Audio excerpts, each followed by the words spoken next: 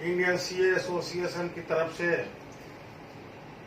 आप लोगों को सूचित करने वाले हैं कि जो भ्रष्टाचार की गंगा विश्वविद्यालयों और महाविद्यालयों में बह रही है, जहां न कोई लेखाकारी होता है, न अंकेक्षण होता है, न कोई मॉनिटरिंग है, न कोई इवैल्यूएशन है। जिसको जो इच्छा होता है यूनिवर्सिटी में वो करते हैं।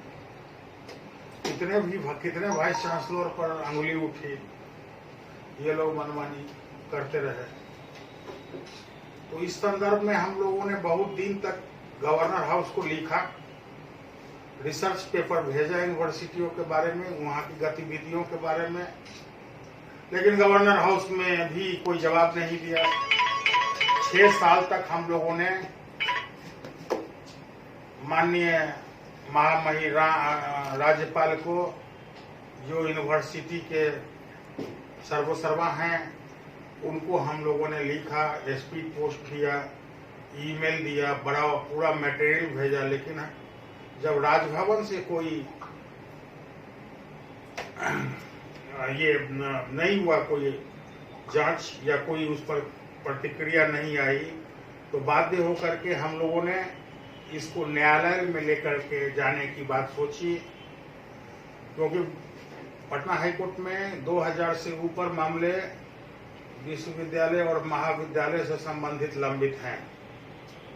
और हमारे सीनियर एडवोकेट दयाशंकर प्रसाद जी ने इसको ड्राफ्ट किया और हाईकोर्ट में फाइल किया। हमारा मैडम बैठी हैं एडवोकेट सुगंधा प्रसाद जी, ये भी साथ में रही हैं। ये जो रीट पिटीशन ड्राफ्ट हुआ उसके लिए मैडम भी बात बताएंगी। और हमारे बगल में भ्रष्टाचार का वहाँ पे निवास है, उसको हम लोगों ने रीट में फाइल किया है। रीट में बताया गया है कि कैसे विश्वविद्यालय में ऑडिट नहीं होती है, जैसा यूजीसी में या स्टेट गवर्नमेंट का रूल्स और रेगुलेशन है, जो सेक्शन 47(1) है, 52(1) है, 53(1) है, किसी का भी कंप्लायंस नहीं होता यूनिवर्सिटी एक्ट के अनुसार। कोई भी रिपोर्ट सबमिट नहीं होती है, मास इरेगुलरिटीज होती है, पैसों आते हैं चले जाते हैं, ना डेली रजिस्टर मेंटेन होता है, ना सैलरी मेंटेन है, ना पेंशन मेंटेन है, कुछ भी वहाँ मेंटेन नहीं है। उसको हम लोगों ने अपना ग्राउंड बनाया है और यहाँ पे याचिका दायर की गई है। तो अब ये केस लिस्ट पे रन कर रहा है और बहुत जल्द इसकी सुनवाई होने की चांसेस बनती है। धन्यवाद। आनंद जी से निवेदन करता हूँ कि 2 शब्द इस संबंध में रखेंगे। धन्यवाद सर। जैसा कि हमारी वकील साहिबा ने बताया और हमारे इंडियन सी एसोसिएशन के प्रेसिडेंट संजय कुमार झा जी ने बताया, ये जो पब्लिक इंटरेस्ट लिटिगेशन फाइल किया गया है, ये क्या है, क्यों है, इसका आधार क्या है, मैं बहुत ही कम शब्दों में बताने की कोशिश करता हूँ आपको। देखिए, किताबों के अंदर धाराएं हैं, लेकिन उन धाराओं को अगर उपयोग में नहीं ला जाए तो फिर गंगोत्री भी गंदी हो जाती है। शिक्षा के क्षेत्र में यूनिवर्सिटी जहाँ पढ़ाई लिखाई होती है, उन सब चीजों के लिए संविधान के निर्माताओं ने व्यवस्था की थी। सीएजी के अंदर प्रावधान है ऑटोनोमस बॉडीज के ऑडिट का, यूनिवर्सिटीज एक्ट बनाया गया, यूजीसी के गाइडलाइंस हैं। इन सब को ध्वस्त करते हुए आज बिहार की किसी भी यूनिवर्सिटी के पास उसके एसेट, लायबिलिटी, इनकम, एक्सपेंडिचर का सही हिसाब नहीं है। और जब तंत्र विफल हो जाता है तो भ्रष्टाचार की गंगा बहती है। और आए दिनों अखबारों में आप सुनते होंगे, पूर्णिया यूनिवर्सिटी, जेपी यूनिवर्सिटी, कई यूनिवर्सिटीज में financial irregularities, embezzlement, defalcation, misappropriation of funds. कब तक इन सबको देखते रहेंगे? और ऑडिट के नाम पे जो धोखा हो रहा है, ऑडिटर के अपॉइंटमेंट के नाम पे जो धोखा हो रहा है, इन सब चीजों के लिए आखिर जिम्मेदारी कभी न कभी किसी को कुछ कहना होगा। जब महामहिम का दफ्तर मौन हो तो न्यायालय के सामने अगर हम गुहार लगा रहे हैं तो देखिए आगे क्या होता है। धन्यवाद। धन्यवाद मित्रों। तो ये आर पार की लड़ाई शुरू हो गई। बिहार के हर विभाग में भ्रष्टाचार ही भ्रष्टाचार है। क्यों? तो अंकेक्षण होता ही नहीं है। यहाँ के जो अधिकारी कर्मचारी हैं उनको कोई भय ही नहीं है। विश्वविद्यालय में अराजकता घोटाला हो रहा है, क्योंकि उनके वहाँ के जो क्लर्क्स हैं, जो अफसर हैं, उनको को डर ही नहीं है।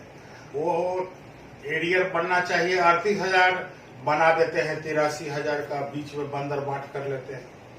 कंप्यूटर खरीदना है तो 28,000 खरीदते हैं 82,000 में, और बंदर बांट करते हैं खुलेआम। आप लोग देख लीजिए। अब ये मामला माननीय हाईकोर्ट के पास जा रहा है। हमको पूरा भरोसा है उच्च न्यायालय में, तो इसलिए हम लोग इस मैटर को ले जा रहे हैं। और कि इस जनता की जो गाढ़ी कमाई है उसका दुरुपयोग कुछ निहित स्वार्थी लोग ले रहे हैं, और शिक्षा जो उच्च शिक्षा है उसका बांटाधार हो रहा है। अयोग्य शिक्षक हैं भी नहीं। कॉलेज में देखने से नहीं लगता एक कॉलेज है, रंग बिरंग की माहौल है। जो आउटसोर्सेस अकाउंटेंट होता है वही कॉलेज को चलाता है। प्रिंसिपल को मालूम कहाँ है कौन पैसा कहाँ है क्या है, अकाउंटेंसी है ही नहीं, तो कुछ मालूम ही नहीं है। तो प्रोप्राइटर अकाउंट के तरह कॉलेज का अकाउंटेंसी होता है, जो वहाँ का आउटसोर्स अकाउंटेंट जो है वो चलाता है। ढेर सारी बातें हैं, बहुत बातें हैं। अब सारी बातें हाईकोर्ट में खुलेगी, हम लोग आपको बताते रहेंगे, तो मीडिया के माध्यम से आप लोगों की नजर में आएगा। तो भ्रष्टाचार पर करारा चोट हम लोगों ने करना प्रारंभ कर दिया, और ये पहला हम लोगों का था ये यूनिवर्सिटी एंड कॉलेजेस मटेरियल।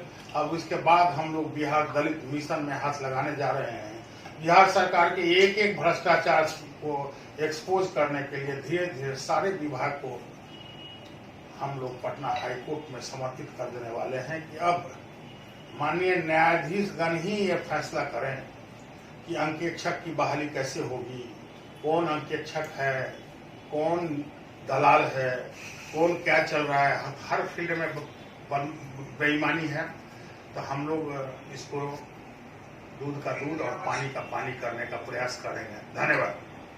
अभी विश्वविद्यालय के वाइस चांसलर के नॉलेज में भी नहीं है। अब वाइस चांसलर आते जाते रहते हैं। प्रशासनिक क्षमता है ही नहीं किसी वाइस चांसलर को। यूनिवर्सिटी एक्ट में जो प्रावधान थे अकाउंटेंसी से संबंधित, ऑडिटिंग से संबंधित, उस प्रावधानों का यूनिवर्सिटी ने स्थापना काल से ही उसका कंप्लाई नहीं किया।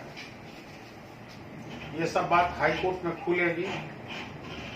जो एक महाजाल बन गया भ्रष्टाचार का, अब किसी भी यूनिवर्सिटी का अकाउंटिंग ऑडिटिंग करना एक बहुत बड़ा काम हो गया, क्योंकि स्थापना काल से किस हेड में कितना पैसा, क्या रिसीवेबल है, क्या पेएबल है, किसको एडवांस दिए, किसे रिसीव कर लिए, किसे नहीं रिसीव किए, बहुत तरह की बातें हैं। एसेट रजिस्टर मेंटेन करते ही नहीं है, कौन एसेट कहाँ है नहीं है, उठा के ले गया कोई, कुछ नहीं मालूम यूनिवर्सिटी के।